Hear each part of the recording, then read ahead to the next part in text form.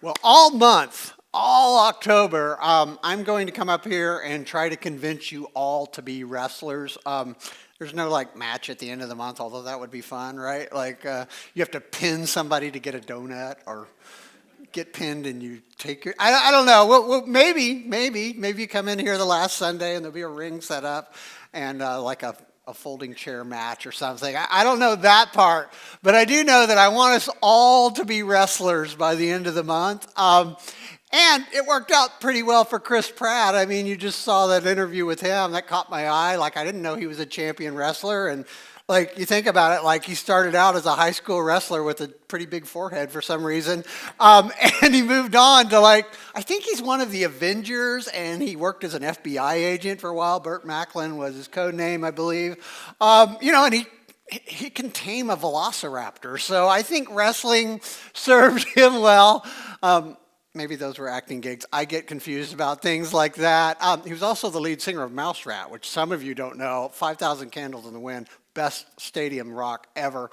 But I was thinking, like, the story that we're talking about is almost as sort of big and unbelievable and weird, because we're talking about this story from Genesis of a guy named Jacob who changed his name, or whose name was changed to Israel. Yeah, that Israel. He's considered the start of the country of Israel, and his family goes on to become a nation, which is sort of a big deal, I hear. But it's a story about Jacob wrestling an angel, or I like the fact that he says later that he wrestled God. You know, guys are always going to exaggerate. Even if you've wrestled an angel, I feel like you always bring it up a notch. So I just want to read this so we catch up, and I want to talk to you about becoming a wrestler. And not necessarily being able to oil up and put on a singlet and pin your opponent, but it's pretty good exercise. I mean, it can't hurt. But actually being the kind of person like Jacob was, who had something about him, something in his spirit, something about like Jacob that just wouldn't give up. And so it's just an interesting story. Let's start there. It says, during that night, Jacob got up and took his 2 wives, his 2 servant wives, his 11 sons, we're a sentence in and it's getting weird already, and crossed the Jabbok River with them. And after taking them to the other side, he sent over his possessions. And this left Jacob all alone in the camp. And a man came and wrestled with him until the dawn began to break. And when the man saw that he could not win the match, he touched Jacob's his hip. Not his hitch. I'm glad, actually, if I make a faux pas, it turns that. His hip, and he wrenched it out of socket. Then the man said, let me go, for dawn is breaking. But Jacob said, I will not let you go unless you bless me. What is your name? The man asked, and he replied, Jacob. Your name will no longer be Jacob, the man told him. From now on, you will be called Israel, because you have fought with God and men and have won. Please tell me your name, Jacob said. Why do you want to know my name? The man replied. Then he blessed Jacob there. And Jacob named the place Peniel, which means face of God. For he said, I have seen the face of God, or I've seen God face to face, yet my life has been spared. And the sun was rising as Jacob left Peniel, and he was limping because of the injury to his hip. Now, strange things. It's a strange story. I always say we save the weirdest stories for Christmas and Easter, but there's lots of stories in the Bible that are weird, but this is up there. But the interesting thing about it, and just a coincidence, maybe, I don't even know, is that Jacob's name, when he went into the wrestling match, meant heel or deceiver. That's what his name meant. And it's interesting, like, why you call your kid that. But that was what his name meant. And for some reason, and I'm not sure if this is a coincidence or not, I haven't, powerful Google has not told me, and I've checked into this, the name for a wrestling villain, for a WWE or whatever wrestling villain, even luchadors in the Mexican wrestling, they are also called heels. The bad guy is the heel, and that's what Jacob's name meant. And it's interesting because Jacob fit that, sort of description perfectly. I mean, just the little bit you read in that story, even if you don't know the story, I mean, if Jacob was doing an Instagram story of his night that night, he's like, I'm here with my two sister. They're not his sisters. I don't know if that's weird or not. He's married to two cousins who are sisters and sleeping with their personal assistants, their servants, and he has 11 sons in one big happy Brady family. They're all in the station wagon together with his 4 wives and 11 sons. And by the way, he's fleeing from his father-in-law / uncle. It gets very confusing in the family tree of Jacob. He's fleeing from his father-in-law / uncle in the middle of the night because they've had many, many disputes. And he's preparing to meet his brother. And the reason why it says he's alone is he chose to be alone because he literally parceled his family out in 2 different areas because his brother Esau, who he has wronged years before, is coming with an army of 400 men to meet him. You know, it's like when I go...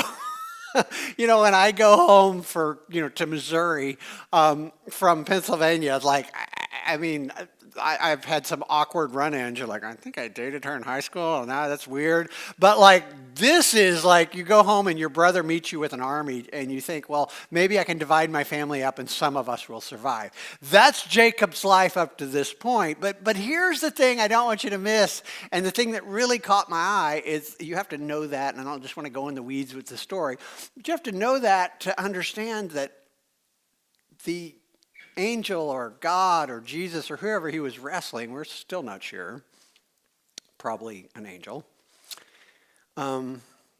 declares him a winner. I mean, he says, you have fought with God and man and have won.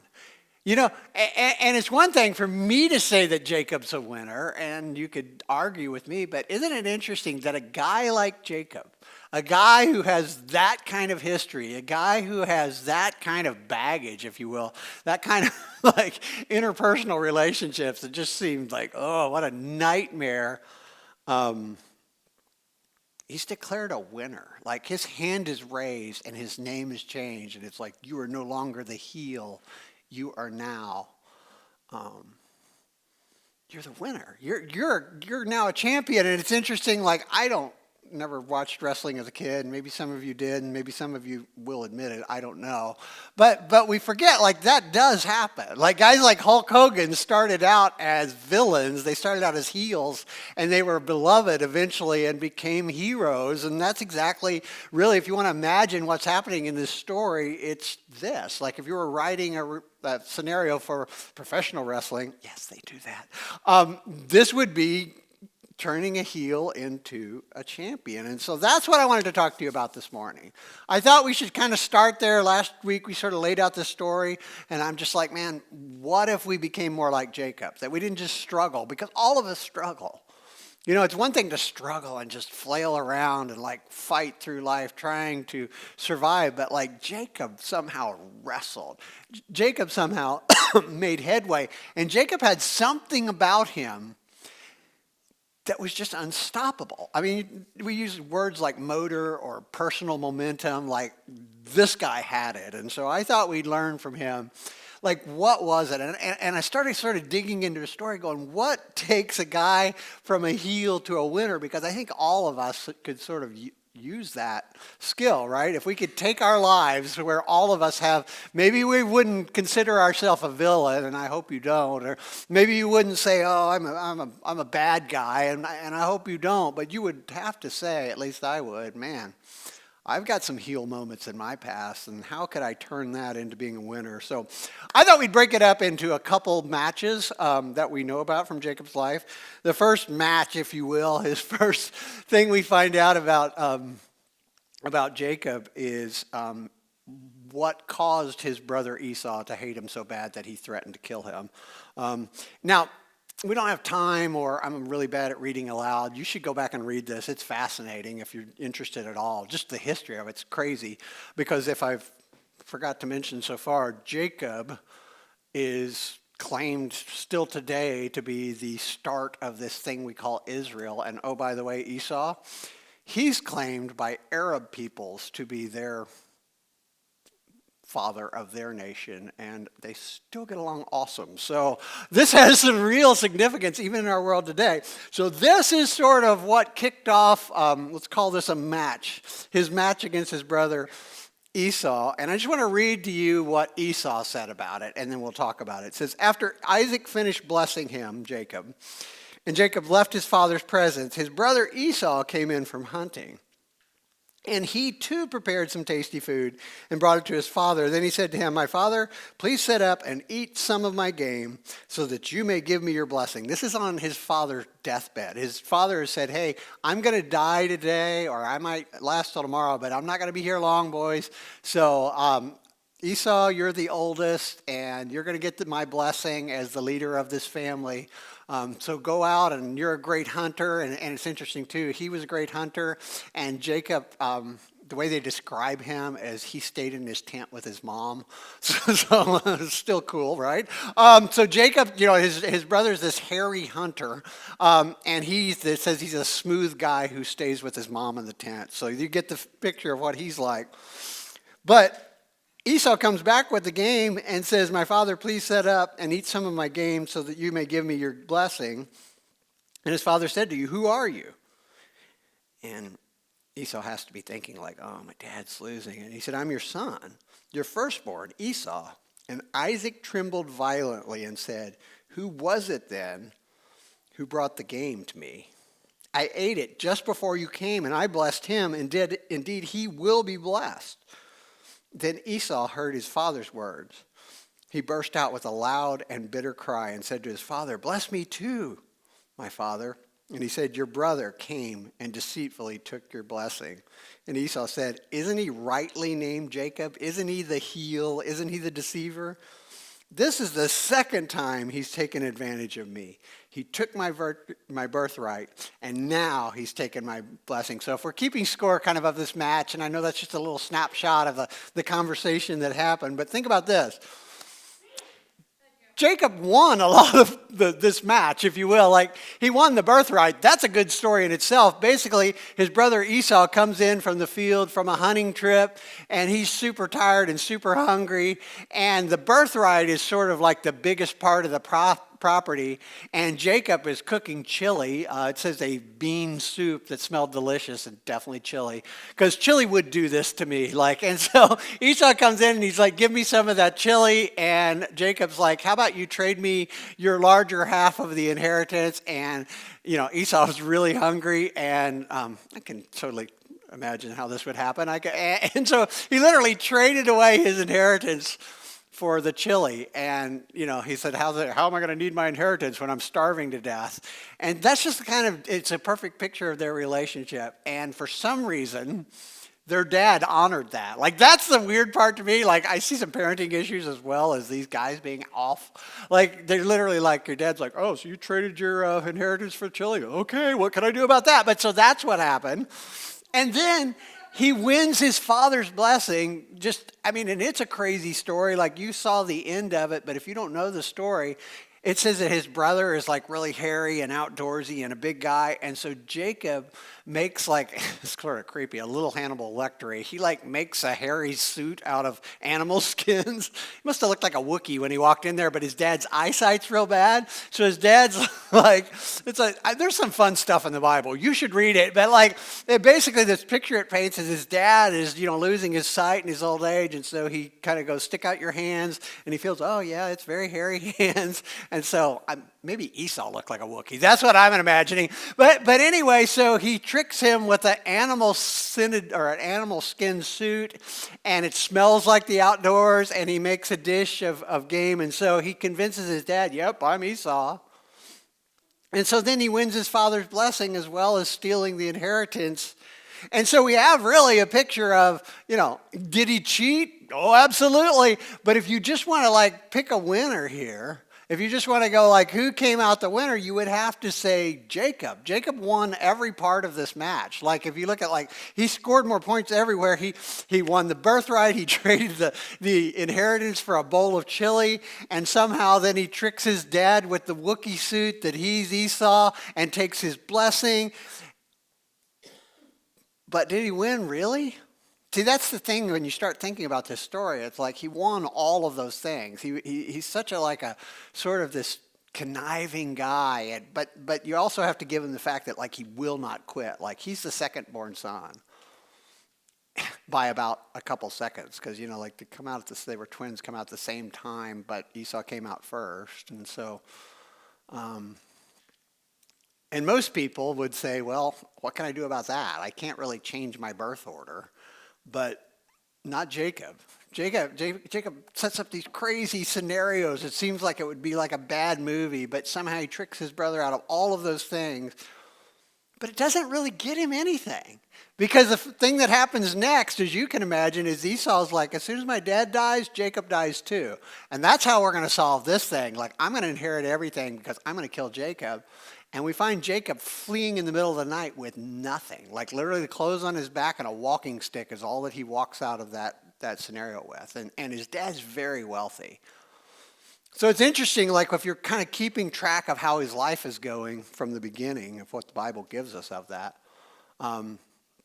we find this same attitude of he will not quit, he will not give up. He's a wrestler from the beginning, but he's a dirty wrestler, man. There's no rule he won't break. There's no lie he won't tell to get what he wants.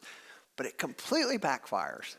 It completely backfires, and we find him losing everything. I mean, he ends up walking out. But it's interesting. I want to read Isaac's blessing to you because it sort of came true. It says, "May God give you heaven's dew and the earth's richness, an abundance of grain and new wine. And may nations serve you and people bow down to you. Be Lord over your brothers, and may the sons of your mother bow low to you. May those who cursed you be cursed, and may those who bless you be blessed." And he goes on to talk about him becoming a nation, which is exactly what happened. Now, here's another match. Right? Here's another match that we find in Scripture. So if you get the picture of that one, Jacob versus Esau, he may have won all of the matches, but he was the big loser in the end of that because he literally had to flee for his life. I want to read to you another one, and this is a conversation that happens right before the wrestling match that we just read about. And this is a conversation with his uncle and father-in-law who comes out to chase him down after he leaves town in the middle of the night with his two daughters and this sounds like enormous wealth. Excuse me. And he comes to confront Jacob for leaving town. And it says this, says, Jacob was angry, and he took Laban, his father-in-law / uncle, to task. "What is my crime?" he asked Laban. "How have I wronged you that you hunt me down? Now that you have searched through all my goods, which you have found, what have you found that belongs to your household? Put it here in front of your relatives and mine, and let them judge between the two of us. I have been with you for 20 years now, and your sheep and your goats have not miscarried, nor have I eaten from your flocks. I did not bring you animals torn by wild beasts. I bore the loss myself, and you demanded payment for me for whatever was stolen by day or night. This is my situation. The heat consumed me in the daytime and the cold at night, and sleep fled from my eyes." I mean, he's painting a completely different picture of the Jacob we see before, right? Because he's like, and Laban does do this. They literally go through his belongings to find anything that they've stolen. They can't find anything. And he says, like, I've been beyond responsible the whole time I've lived with you. Like, the whole time I've lived with you, you'd be a very good contractor. I'd like to have a contractor like that work for me. If he had a problem, he ate the cost of it until it was done, you know? Like, he was a shepherd for his uncle's flocks, and so he said, whenever I watched your flocks, if we lost one, I'm the one who paid for it, and if they were eaten by animals, I took responsibility and paid for it. Like, you never lost a thing, and I was up all night, I worked hard and long, and then he said, this was my situation. The heat consumed me in the daytime and the cold at night, and sleep fled from my eyes. And it was like this for 20 years I was in your household. I worked for you 14 years for your two daughters and 6 years for your flocks. And you changed my wages 10 times. Also true. Like every time Jacob would start making money, they would change the commission structure. Some of you work places like that. And if the God of my father, the God of Abraham, and the father and the fear of Isaac had not been with me, you would surely have sent me away empty-handed. But God has seen my hardship and the toil of my hands, and last night he rebuked me, or rebuked you. So if you think about this, match, if you will, it's very different, right? Like, I don't want to get too in the weeds, and it's a long story, but he lost it's seemingly every part of this thing because the reason why he talks about working for his uncle for 14 years for his wives. The story goes that when he came into town, he started working for his uncle, and he's just there. He didn't have anything, so he's like, if you'll put me up, I'll work for you. And after a while, his uncle comes to him and said, well, we have to give you wages, even though you're family. I can't just make you work for free. And he had fallen in love with one of his daughters. And so he said, well, I'll work for 7 years for your daughter, Rebecca, if you'll let her be my wife. And so he works for 7 years, and he says that it seemed like a minute because he was so in love with her. And then the night of the wedding, they pull this wife swap thing, and he goes in, and it's dark. They don't have good lighting back then. And somehow, well, I was going to say in the way he tricked his father. Nothing like he tricked his father. But anyway, he winds up with the wrong daughter the next morning. He wakes up, and his uncle had swapped in the other daughter who, the way the Bible says, is she had beautiful eyes, but was not very attractive. The Bible's trying to be nice. He's like, she was really good personality, but she was no Rachel. But anyway, what happened is he winds up with the wrong wife and works another 7 years for the other one. And it's a big mess because if you can imagine two sisters not getting along too well. So if you have to kind of keep score, you go, man, Jacob, he lost that. Like, that did not turn out in his favor at all. And if you read the story, and I urge you to do it because it's very interesting, sort of every time they would set up wages for him, and I've worked for bosses like this. It's so interesting. Like every time, that he would start making money and he would become successful, they would change the game. Like his uncle would go, oh, you get all the black sheep. Well, no, I think you'll be the spotted sheep. Whatever was working, his uncle would change the game. But yet, in spite of that, it's sort of the opposite of the other story. Like in Esau's case, he cheats Esau, he rips him off, he deceives him, and even though he wins every conflict, he walks away with nothing. And this is totally the opposite. Like, if you can't even, it's sort of the mirror image of that other match. It's like in this one, he seems to lose every battle but win the war.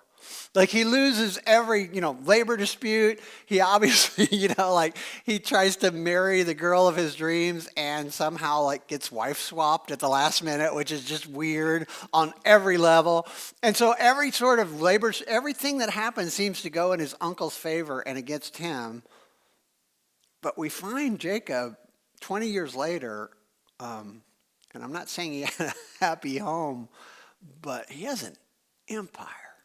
Like the picture we have is when they say two camps, like his family and his wealth was like two towns. Like this was this huge number of animals and a huge number of servants and a huge number of I think camels were SUVs then. It says he had camels and he had everything that you could want and imagine, and he's very wealthy and he has built an empire somehow out of all of these losses. And it's just so fascinating. Like on the night that he wrestles with the angel, and God says, I'm gonna change your name. Here's your blessing. Here's your blessing. You're no longer going to be called a heel. You're no longer going to be known as a deceiver. You are a winner. And you're going to be the start of something incredibly huge. So I was thinking about that. Like you can clearly see different outcomes, right? You can clearly see in the first match, with his brother, the way he did, he was dirty, he cheated, he won, but he lost. And in the second one, he seemed to be super responsible and honest, and he lost, but he won. And so I've been thinking about what is it that makes that win? What makes him a winner? And the reason why I played that interview with Chris Pratt is I thought, it's something in this. Because Chris Pratt said these words, and it's funny, of all the things, and I've heard him talk about this numerous times, of all of his success as an actor, he always goes back to his high school wrestling days because he said that's when he learned the discipline. And He also says, if you notice the dude yo-yo's about 45 pounds, he said he also learned to cut weight so that he can just eat anything he wants and then cut weight for a row. It's working for him. But anyway, he said that the key was finishing a season and gutting out a match, win or lose, and learning how to win and lose with grace and putting your heart and soul into it, every bit of your technique. That's the kind of stuff that makes you. Now, we actually have someone in our church who knows about wrestling, and it is not me. And it's funny because Kenna and Tyler and Tanner are actually in North Carolina this morning. They were in a wrestling tournament, like a really prestigious wrestling tournament yesterday. But I was texting and talking with Kenna this week because I was like, you have seen more wrestling matches. As being a wrestling mom with 2 sons in it, her and Chuck have gone to more wrestling matches than you and I will ever go to in our entire life. And so I asked her, like, what do you think makes a winner? And I asked Chuck too, but Chuck was no help because he said getting more points than the... I was like, thanks, Chuck, I get that. So Kenna actually gave me an answer that would be helpful to you, but I want you to know that Chuck said getting more points than your opponents. Thank you. But here's what Kenna said. Yeah, and I do not want to wrestle with him. Dang it, he looks tough. But Tyler and Tanner are both champion wrestlers. She said mindset. And she sent me an email this week when I asked her. She said, I think it's mindset. She said, some people probably call it heart or drive or determination, the head game. Once you're on the mat with all your preparation and all your practice drills and skill, and your physical moves will begin to click naturally. But if you aren't prepared mentally once you're in the match, the better wrestler could actually lose if he lets himself slip mentally. And she went on to tell me like the story of how many times like the guys that come in and they got the better record and the better conditioning and then maybe lose because they, took it for granted or they didn't take every advantage mentally. And then other times when they just refusing. She told me a story one time, I think it was Tanner, won a match that he was far behind, pinned his opponent in the last 2 seconds of the match. And all of a sudden, and that's the thing about wrestling, like you have to go to the end. And that's why I think this metaphor works so good for life because, you can be winning all along just like we see Jacob winning. Like he technically won every conflict he had with his brother, he won, but he lost the relationship and he lost his inheritance. And that's life. Like you can win everything in life. You can somehow, by cheating or being, dishonest, like you can win every argument and win every conflict and still wind up a loser. Or on the other hand, we find later, the difference is that he could lose all of those and in the last second he pinned his opponent. And it's just interesting. And I appreciate Kenna talking about it. And she said this, and I think it's interesting. She said preparation for a wrestling match is like 95% physical and 5% mental, like it's all about work. And she said the wrestling match, and I think this is true, I've never been in a wrestling match, but except with my brothers, I spent 6 or 7 years in a headlock growing up. I don't know why, that's what we did, like you just go somewhere and your brother's in a headlock the whole time, and parents were fine with that for some reason. But it was interesting because I was thinking about both these things. I'm like, yeah, that makes sense to me. It makes sense to me in life, and it makes sense in the story.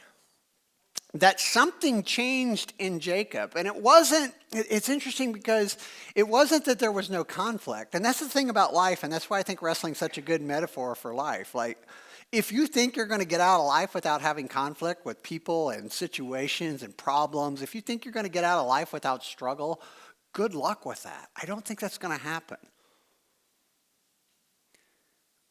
But the difference between being a winner or a villain or a heel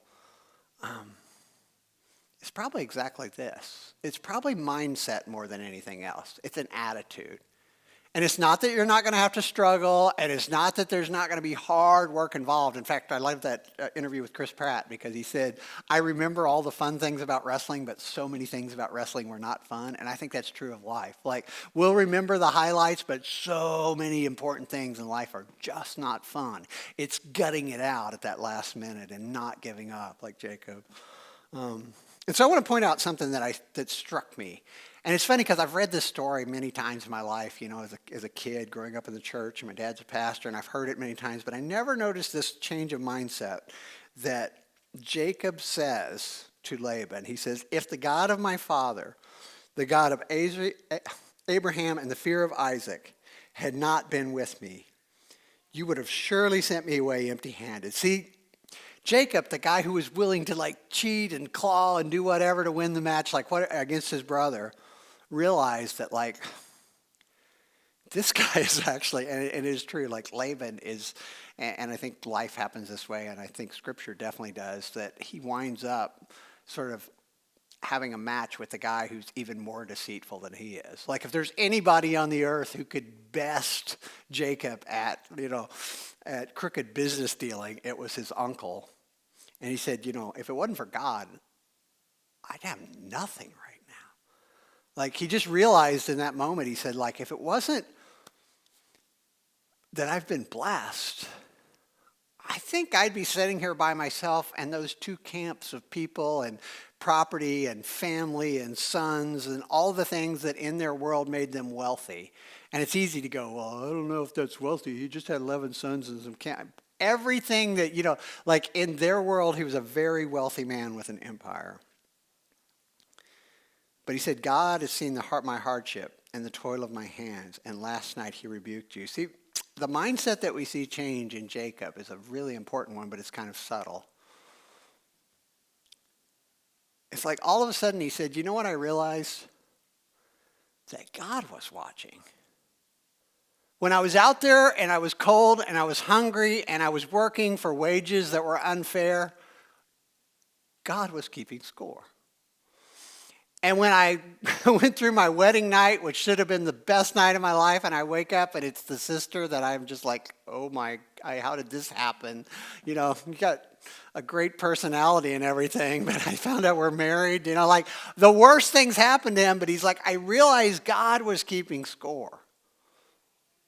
He's playing a completely different game, and I'll just be clear, I don't know wrestling, but I do know this, that you could probably cheat and, this is not, I'm not talking about professional wrestling. I think you actually win for this. But like in real wrestling, not wrestling, like you could do a lot of illegal things and you could cheat in many ways and it appear that you win, but somebody's keeping score and you still lose the match in the end. And all of a sudden we have a change in Jacob where he goes, I've come to realize and I've come to trust that even when it looks like I'm being taken advantage of, if I just do the right thing.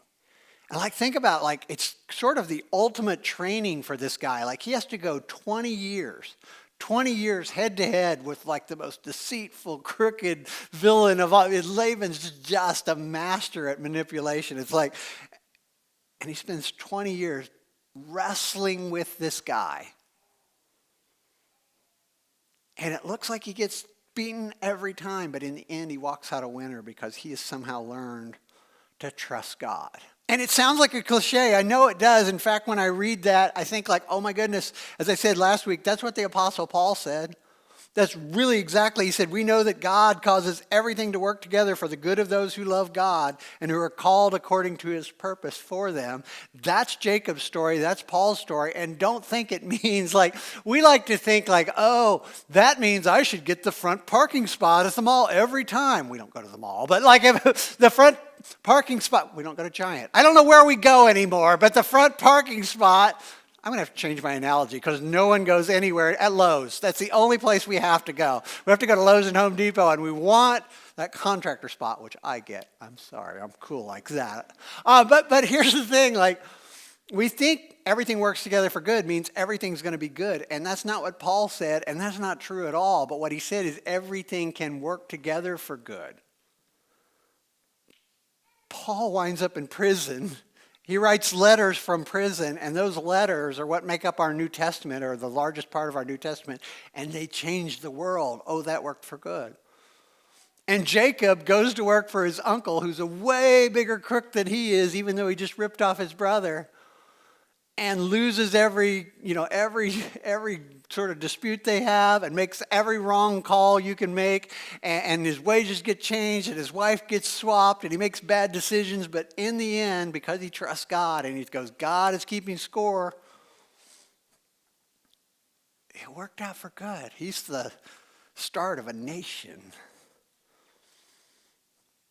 And somehow we find this guy that inspires me so much who just will not let go. And I want Michael to come back up, and I want to pray with you, but this is the reason why I think we should become wrestlers. Because, man, I see so many good people walk away from their faith because they're like, oh, I have doubts, or I've been disappointed, and Jacob could say any one of those things. Like if he would have stopped anywhere in the story, even the night of the wrestling match, like he could say, God, where are you? My brother's coming to kill us all. You said you'd protect me. But he just kept wrestling. He just refused to quit. And it's it's obvious in the story of him wrestling with an angel. Like, what makes you wrestle all night? I was at a grappling class yesterday, and it was incredible because they had this thing where, like, someone would get on top of you and hold your arms, and all it was is by any means possible, get out of that. The only problem was there was no tap out. They left us there for like 5 minutes. It probably was a minute and a half. No, it was over 5 minutes, but it seemed like forever. I am so sore. I can't even raise my arms. If we had to clap, I can't do it. But it was like 5 minutes of struggling with someone who's trying to keep you, and it's like he went all night long because he absolutely refused. He said, I'm not letting up until you bless me. Until I see the blessing that I was promised. And so I feel like a wrestling coach would give us something that sort of rhymed. I'm not the guy, but I will say this. Here's what we have to work toward this week. We've got to train our trusting, meaning we've got to discipline ourselves to go, I know this isn't working out the way I thought if we're going to be followers of Christ. And I know this doesn't seem like what I was promised. And this certainly doesn't seem like that thing Paul said when he said, everything's going to work out for good if you're called according to God's purpose. This is not working out well at all for me. But something Kenneth said reminded me of that this week. She said, you got to trust your training. Like when you enter the ring, they have to put out of their mind like all of the fear of this guy has, this guy's stronger, or this guy's better, and go, I have been trained for this.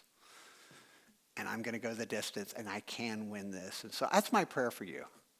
That you won't give up, you won't walk away, you won't quit. And I'm not saying your life's going to be perfect, and I'm not saying you're going to understand everything. And I'm not going to say, like Jacob, you're not going to have some serious disputes with God and man, but I'd like to see you be a winner. And so that's what I'd like to pray for you, if I could, as we close out. Dear God, these examples that you give us in Scripture are so interesting and so inspirational. And God, it's so much easier to give up and tap out. And it's so easy to lose faith and just sort of walk away and not believe that you have a plan, because it certainly doesn't feel like you do at times. But God, I pray for this group of people here. We're a small group of people, but we could change everything. God, I pray that we would begin to trust you, that you are keeping score, that you notice when we follow you, even when it doesn't seem to be a winning move. And God, I pray for the strength and the courage and like just the personal momentum it takes to trust you. And I pray that for every person that's here today who's a follower of you. In your name we pray. Amen.